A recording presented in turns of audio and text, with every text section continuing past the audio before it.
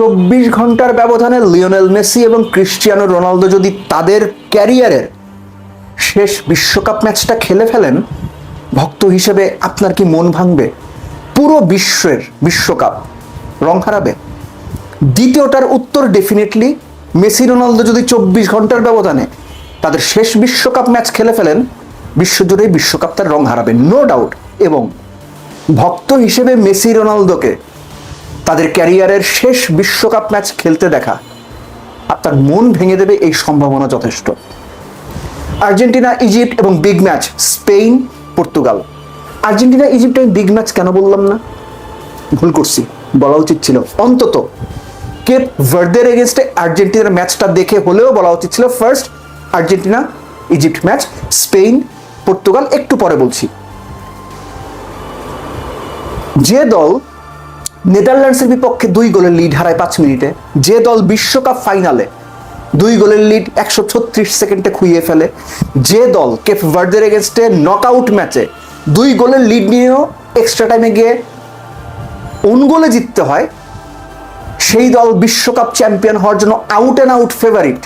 ঠিক যেভাবে ফ্রান্সকে বলা হচ্ছে আউট অ্যান্ড আউট ফেভারিট, আর্জেন্টিনার সম্পর্কে আপনি বলতে পারবেন? যে উদাহরণ বলে দিলাম, আর্জেন্টিনার এই সমস্যাটা তৈরি হচ্ছে। এক মেসিকে যদি আপনি বের করে রাখেন, এই সমস্যাগুলোর সমাধান করাটা খুব জরুরি। এবং গোল করলে, লিড নিয়ে ফেললে আমার কেন যেন মনে হয় যে আর্জেন্টাইন ডিফেন্স এবং মিডফিল্ড অলমোস্ট সবাই একটু যেন ফোকাসটা কমে যায়, একটু যেন গা ছাড়া একটা ব্যাপার চলে আসে, সেটা সামান্য হলেও। This is not good science. আপনি যখন দেখবেন আপনার ডানে বামে উইংয়ে লাউতারো মার্টিনেজ, আলমাদা ইনএফেক্টিভ, খুঁজে পাওয়া যাচ্ছে না, ভালো ডেলিভারি, ক্রিয়েটিভিটি সবকিছু মিসিং, পেস মিসিং, আপনার দ্বিতীয়বার ভাবতে হবে। যখন আপনি দেখবেন সিঙ্গেল পিভট পজিশনে অ্যালেক্সিস ম্যাকালিস্টার ডিফেন্সিভ ডিউটি পালন করতে গিয়ে হিমশিম খাচ্ছেন কিংবা যা চাচ্ছেন সেটা দিতে পারছে না, আপনার তৃতীয়বার ভাবতে হবে। যখন আপনি দেখবেন ডান পাশে মিডফিল্ডের জায়গাটা, যেখানে বেশিরভাগ সময় রড্রিগো ডিপল অপারেট করে, সেটা অনেক বেশি ভালনারেবল হয়ে যাচ্ছে, সেই প্রেসার পড়ছে রাইট ব্যাক পজিশন, এবং সেখানে গনজালো মন্টিয়াল, নোয়েল মলিনা ক্রমাগত ভুল করছেন, আপনাকে 4বার ভাবতে হবে। এই ভাবনার জায়গাগুলো ইম্পর্টেন্ট, এই ভাবনার জায়গাগুলো লাস্ট ম্যাচে আরো বেশি এক্সপোজ হয়েছে।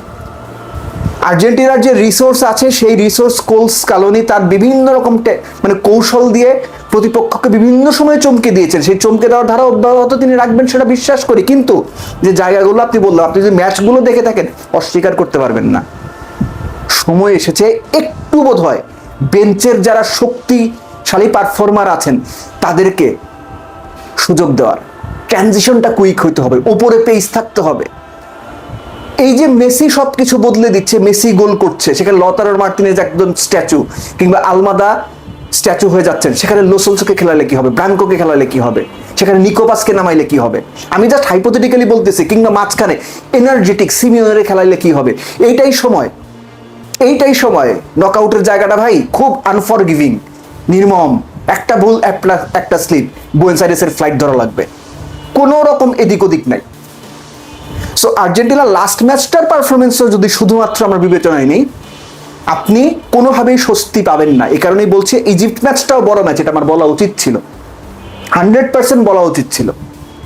এক লিওনেল মেসি, আমি আবারও বিশ্বাস করি আর্জেন্টিনা শুধুমাত্র লিওনেল মেসি কেন্দ্রিক ফুটবলটা খেলছে না, তারা তাদের রিসোর্স ইউজ করে সর্বোচ্চ চেষ্টা করছে যে প্লেয়ার যে